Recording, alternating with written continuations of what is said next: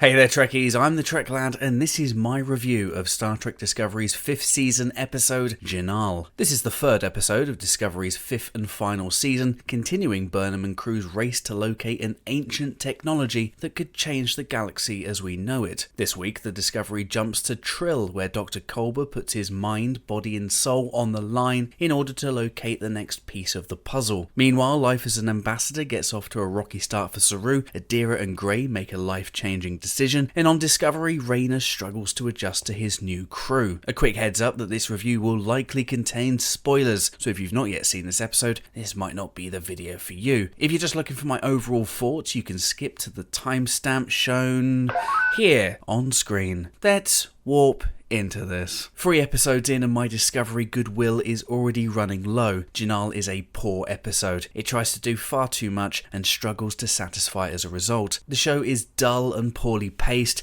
and is also ridden with Discovery's worst cliches: whimsical sci-fi nonsense, needless mystery, hammy dialogue, inorganic drama, and worst of all, an uncompromising self-righteous attitude that feels at odds with the very essence of Star Trek. Now there is some good stuff here, don't get me wrong, it's not a total wreck of an episode, but yeah, this is a rough one. Jinaal plays out pretty much exactly as the first 2 episodes did, with interactions on Discovery bookending the action and setting us up neatly for the next episode. Not exactly pushing the boundaries of storytelling here, but it does what it needs to do. After arriving at Trill and answering a riddle that exists for no other reason than to eat a couple of minutes, the episode then splits into its 4 plots. The main of these plots involves Burnham, Book and Dr. Culber seeking the next piece of the puzzle map thingy believed to be somewhere on Trill. Through the Trill right of Jantara, the personality of an 800-year-old scientist named Jinaal inhabits Culber, who proceeds to lead Burnham and Book to the location of the next piece of the puzzle map thingy,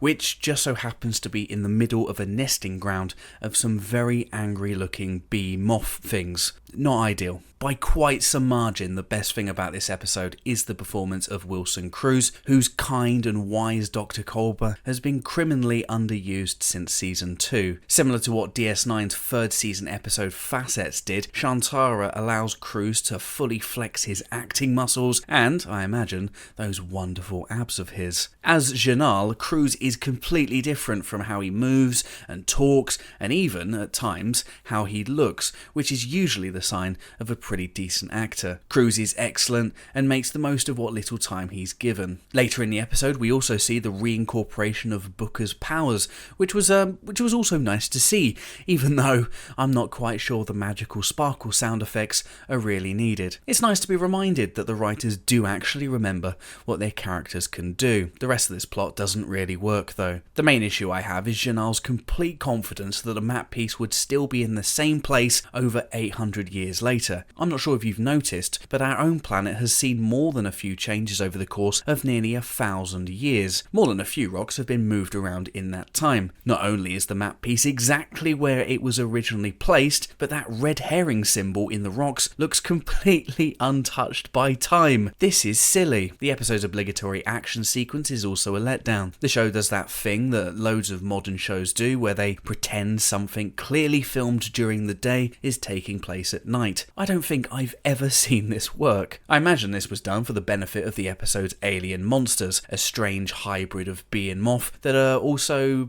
partially invisible, because Star Trek Discovery. Beyond some inventive use of the show's personal transporter tech, the action is formulaic and forgettable. You never really buy into the danger and peril, despite Booker's heroic leaping around and eventual injury. I actually found myself paying more attention to trying to spot the imperfections in the alien design to see why all this horrible fake darkness was so needed. Burnham's solution to all this is fine. A very Trekkian solution to an alien problem involving better understanding, which plays out like a very simplistic take on TOS's classic 1st season episode, The Devil in the Dark. Back on Discovery, Callum Keith Rennie's Raynar continues to be the best thing about this new season, despite an incredibly frustrating subplot involving Tilly and a bunch of crew whose names I still can't remember. As we've seen a number of times now, Raynar is a bit of a hard ass. The character feels like a combination of Season 1's Lorca and Season 4's Tarka, with a bit of Soul Ty from Battlestar Galactica thrown in for added grouchiness. In a development that we should have seen coming a light year away, Raynar isn't exactly a great fit on Discovery, and it's not long before he clashes with Tilly, whose surprise at the Commander's no-nonsense approach does seem to contradict her interaction with him